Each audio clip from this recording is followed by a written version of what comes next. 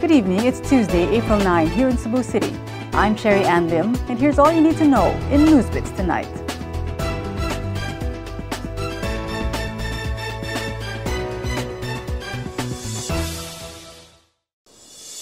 An autopsy conducted by the PNP Crime Laboratory in Central Visayas revealed that the 14-year-old girl found dead inside a septic tank in Talisay City had 34 stab wounds. Here's Nico Tubo for the details. Authorities found out that the 14-year-old girl who was found inside a septic tank of a public school in Talisay City on Monday had sustained 34 stab wounds. Tessa Marie Igay's body, which was brought to a funeral house in Lapu-Lapu City for an autopsy, had 13 stab wounds in the head and neck, 11 in arms, 7 in body, 2 on her left hand, and 1 on the right hand. PNP Crime Laboratory Medical Legal Officer Dr. Benjamin Lara said it is difficult to find out if the victim was raped due to her decomposing body. Lara, however, clarified that the victim is not pregnant, contrary to reports that she was 3 months pregnant. The medical legal officer did not also find any head fracture or bleeding inside Igay's brain. A relative of the victim, who refused to be named, was emotional while stating their fear for their security due to the threats of Jesse Mendicilio, a security guard in Cogon Cruz Integrated School who has been accused of killing Igay. The victim's father, Felimon Inoy, personally knew Mendicilio since he was reportedly courting his daughter.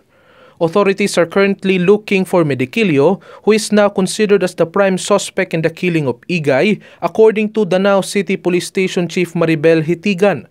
Hitigan said they earlier went to Mendicilio's house in Danao City, but he was not around. The police chief believes that the suspect is still hiding around the city. Nico Tubo, NewsBits Tonight. A village councilor in Talisay City was arrested after yielding 3.4 million pesos worth of illegal drugs this morning. Operatives from the Intelligence Branch and Drug Enforcement Unit of the Cebu Provincial Police Office went to the house of Bimbo Cabuenas Ramos in Sitio Caduldulan, Talisay City.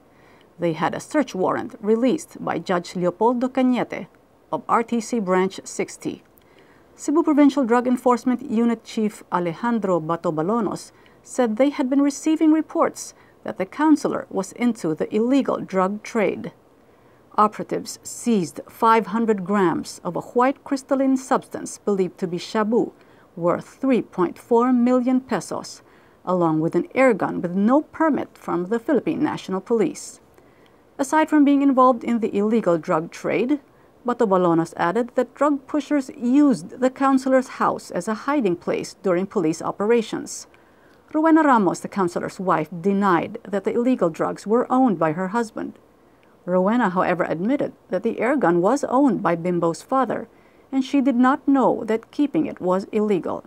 She also believed that the allegations against her husband were just made up by some people envious of their family. The Metropolitan Cebu Water District has announced a 13-hour water service interruption this Holy Week. MCWD said the water interruption is due to the preventive maintenance by its supplier, Cebu Manila Water Development in Carmen, Cebu. The areas to be affected by the water interruption, which will take effect on April 17 and 18, are Compostela, Consolacion, Mandaue City, and Lapu-Lapu City. Also to be affected are areas in Cebu City, namely Mabolo, North Reclamation Area, Pier Area, Careta, MJ Cuenco Avenue, Lorega San Miguel, Tipadilla, Tejero, Tinago, and some parts along Imus Road. MCWD will coordinate with the local government units of these areas for the deployment of water trucks to ensure supply if necessary.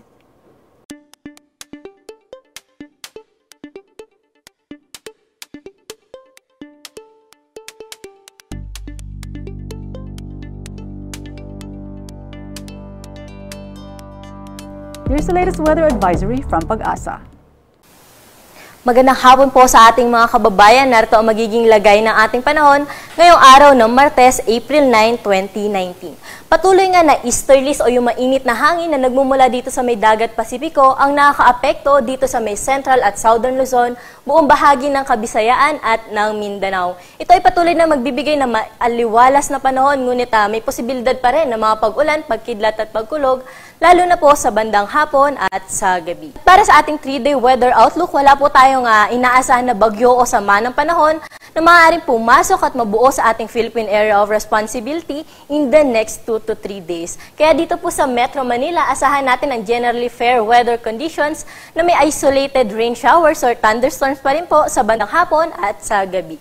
25 hanggang 35 degrees Celsius ang inaasahan nating agwat ng temperatura.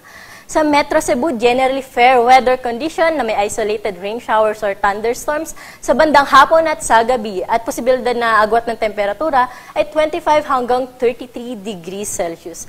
At sa Metro Davao, asahan natin ang bahagyang maulap hanggang sa maulap na kalangitan na may posibilidad po ng mga pulu-pulong mga pag-ulan, pagkidlat at pagkulog, lalo na po sa bandang hapon at sa gabi. 25 hanggang 34 degrees Celsius ang agwat ng temperatura. At para po sa karagdagang impormasyon, i-like at i-follow kami sa aming Facebook at Twitter account sa DOST_Pag-asa.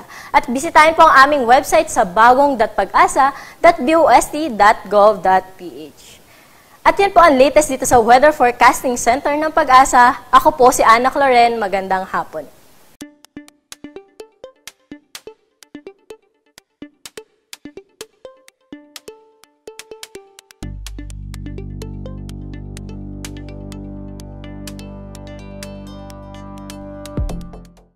To get the latest, visit www.sunstar.com.ph. Follow us on our YouTube channel and official social media accounts on Twitter and Facebook. I'm Sherry Ann Lim. Good evening.